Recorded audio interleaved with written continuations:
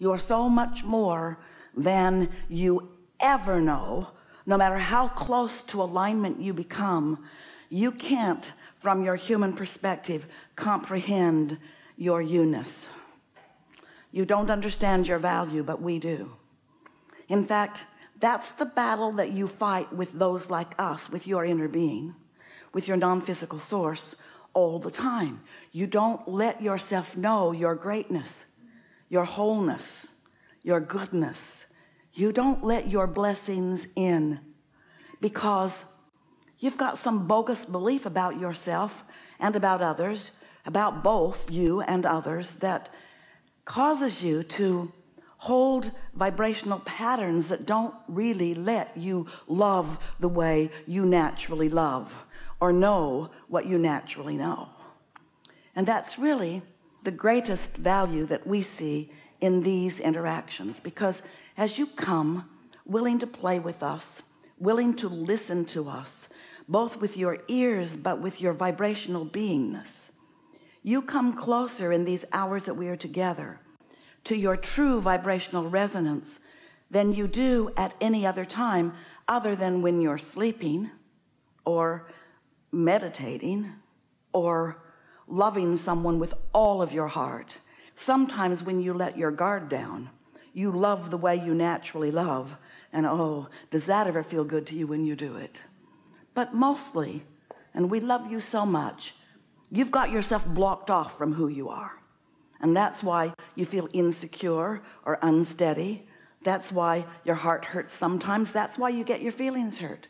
That's why someone, maybe not even deliberately wanting to hurt your feelings, can deliver a piece of information to you that hurts your feelings.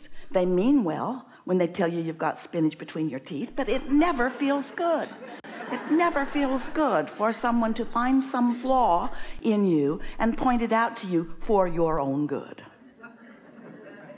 If you are doing something for someone's own good, you have trained yourself into love so that it's easy for you to love, and you love mostly, and when you see them, you love. You don't look for reasons not to.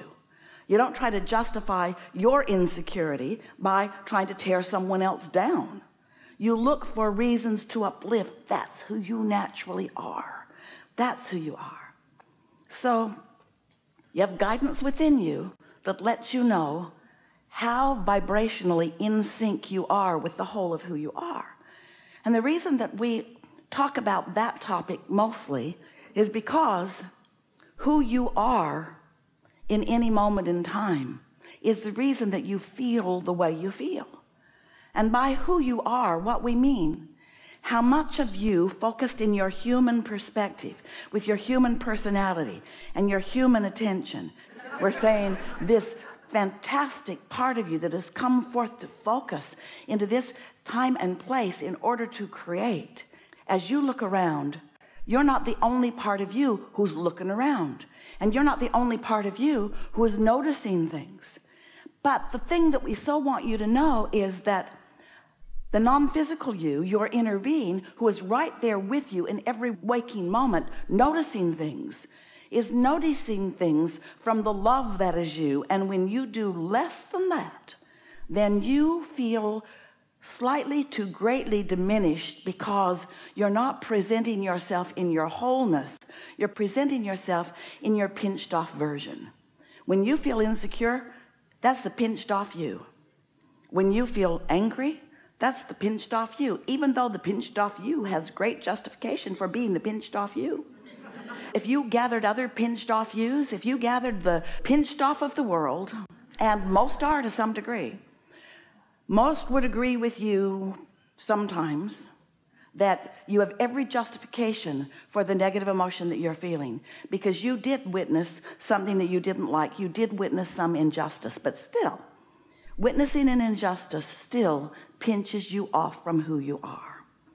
So how do you work this out, Abraham? Because there's so much that I look around and see that doesn't feel good to me when I see it. And we say, that's all right. You're having a step one moment where you know what you don't want, which causes an equal knowing what you do want. When you know what you don't want, you know what you do want, even if you are not consciously ready to acknowledge what you do want. when you witness something that is an injustice as far as you're concerned, or really something that doesn't match with the patterning that you've been programmed with by those who you've met up as you've been moving along your physical trail, you try to teach each other all of these rights and wrongs. As you find something that you've concluded is one of those wrongs, and how you ever sort that out is an impossible task, and we give you a whole lot of credit for constantly trying to segregate this world into rights and wrongs and goods and bads, because you came as a body of consciousness knowing that you would experience so much diversity and so much contrast and so much variety, that only with all of that variety and contrast could you, as a very powerful and deliberate creator, could you ever come to any conclusions about what you prefer. And further, you knew that when you found those preferences, that others would be finding their preferences too. And you knew when you decided to come into this body that the preferences that you came to the conclusions of would not all be the same preference.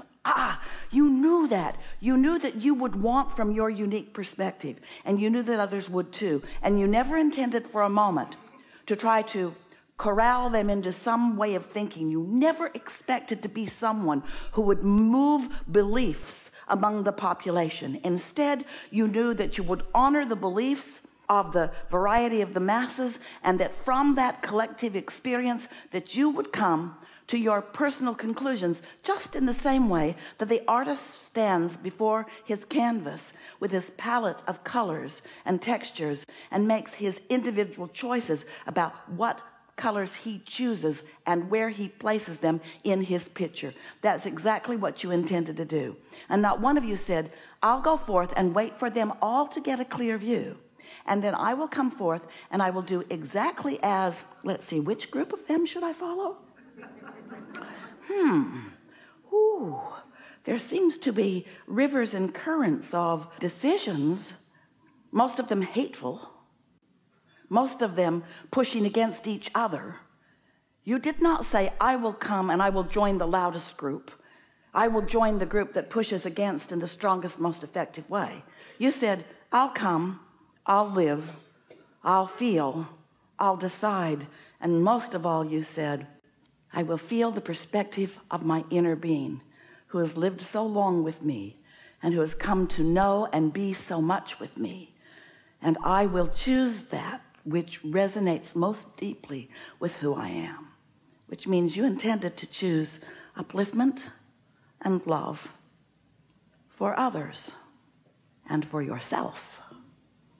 And that's the piece that we most want to emphasize with you as we're playing together with you today, because you just can't be mad at somebody else without shooting yourself in the foot. And you intended to feel good about you.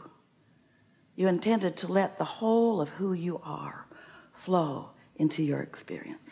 And so that's what we are after as we are playing here together today. We want you to realize who you are. We want you to find clarity about who you are. We want you to remember who you are, and most of all, we want you to practice being who you are. Have you been listening to us for a while? You've been reading and listening and knowing and measuring your newfound understanding against your own magnificent life experience. And so we know that you have a strong basis of understanding. And even if you are relatively new here, you'll catch on fast, because this is not a difficult thing to know. And because your inner being already knows it and has been guiding you toward knowing it. And so much of what you hear here today, you will feel resonance with. You will feel a familiarity about it, because it's truly what you know to be. So as we're chewing together here today, it's our desire that you come to that personal recollection of the powerful being that you are, of the love-ing being that you are, and that when you leave this gathering, that you recognize, because it's going to be true whether you recognize it or not, you recognize that you have changed, that your vibration has found a new set point, and therefore your point of attraction has shifted, and therefore the entire world will be different to you, both in the way you treat the world and in the way the world treats you. because when you come into the resonance of the power of who you are, there's a leverage of alignment, there's a leverage of well-being, there's a leverage of clarity and stamina and flexibility and knowledge that you just can't find without aligning with the whole of who you are. We are eager to talk with you about anything that matters to you. Do not worry about us. We will get our message across to you, and you will make it easy for us to do that, because you're reaching for the simple laws and principles of the universe that we know so well, and that you know too at various levels of your being. And they're going to come to the forefront today in a way that makes you understand how you fit into all of this. The most important thing that we desire as a result of our co-creating in this way is your discovering of a steady resonance with who you are. And the way that that will demonstrate itself to you right away is in what we want to call your satisfaction in life factor, your satisfaction factor.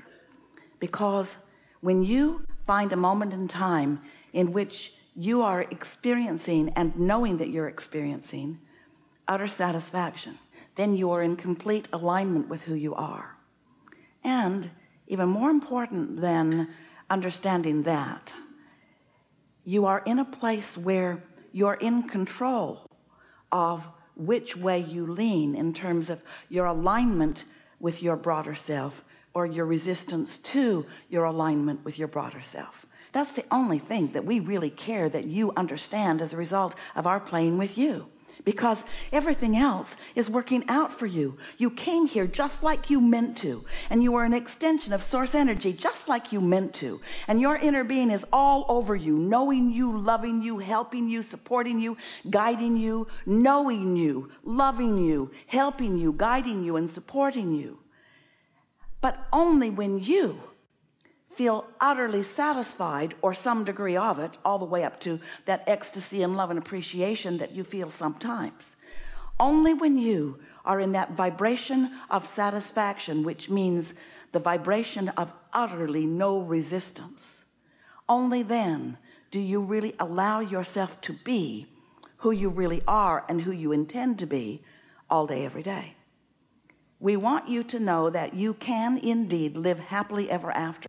And by that, we don't just mean have a goal and then attain it and be happy for the afternoon. We mean happily ever after. We mean happily always after. We mean happily now, happy now, happy now, happy now, happy now, happy now, happy now. But what about that stuff that's going on, Abraham? That doesn't make me happy. Why are you looking at it? Well, because you said step one matters. We did. Step one does matter.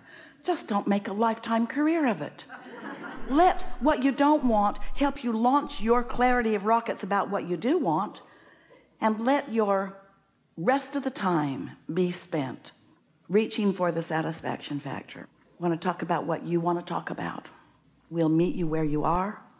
We'll help you get closer to where you want to be. We're not trying to get you away from anything or toward anything other than the wholeness of who you know at some level of your being you are. We want to help you be you. So, what do you want?